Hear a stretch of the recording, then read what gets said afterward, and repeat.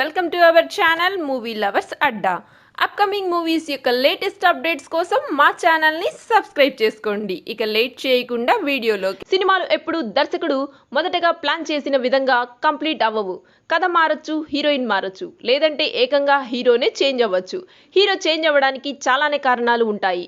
ఉదాహరణకి హీరోకి కథ నచ్చకపోవచ్చు, లేదంటే తాను ఆ సినిమా చేయలేనని అనుకోవచ్చు, డేట్స్ కుదరకపోవచ్చు, ఇంకా సినిమా చేయకపోవడానికి వేరే కారణాలు ఏవైనా ఉండొచ్చు. అయితే హీరోలు ఒక్కోసారి తాము చేయలేమని ఒక సినిమా రిజెక్ట్ చేయడమే కాక ఆ సినిమాకి ఎవరు బాగా సూట్ అవుతారో కూడా చెప్పగలరు. అలా చెప్పిన వారిలో మహేష్ బాబు కూడా ఉన్నాడు. అతను తన వద్దకు వచ్చిన డార్లింగ్ సినిమా స్టోరీని బాగా లైక్ చేశాడు. కానీ ఆ పాత్రకు తాను సూట్ అవ్వను అని డైరెక్టర్కి నేరుగా చెప్పాడు. ఆ తర్వాత డార్లింగ్ హీరో రోల్కి ప్రభాస్ కరెక్ట్గా సూట్ అవుతాడని సూచించాడు.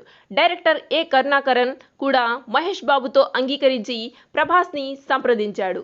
యంగ్ రెబల్ స్టార్ ప్రభాస్కి కూడా ఆ సినిమా కథ బాగా నచ్చేసింది. ఆ పాత్ర తాను బాగా చేయగలను అనే నమ్మకంతో వెంటనే ఓకే చెప్పేస్తాడు. అందుకు ముందే మహేష్ ప్రభాస్కి ఈ సినిమా గురించి చెప్పాడట. దాంతో ఆ కథను అతడు మిస్ కాకుండా విన్నాడు.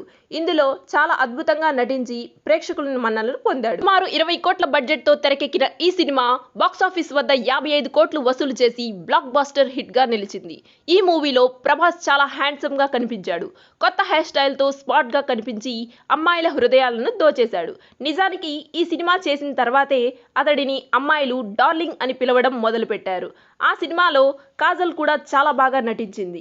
ఆమె ఎక్స్ప్రెషన్స్ ఈ మూవీకే పెద్ద హైలైట్ అయ్యాయి. కామెడీ కూడా బాగానే వర్కౌట్ అయ్యింది. పాటలు కూడా మనసుని హత్తుకునేలా ఉంటాయి. మొత్తం మీద ఈ సినిమా ప్రభాస్ కెరీర్లోనే ఒక బిగ్గెస్ట్ బ్లాక్ బాస్టర్గా నిలిచింది.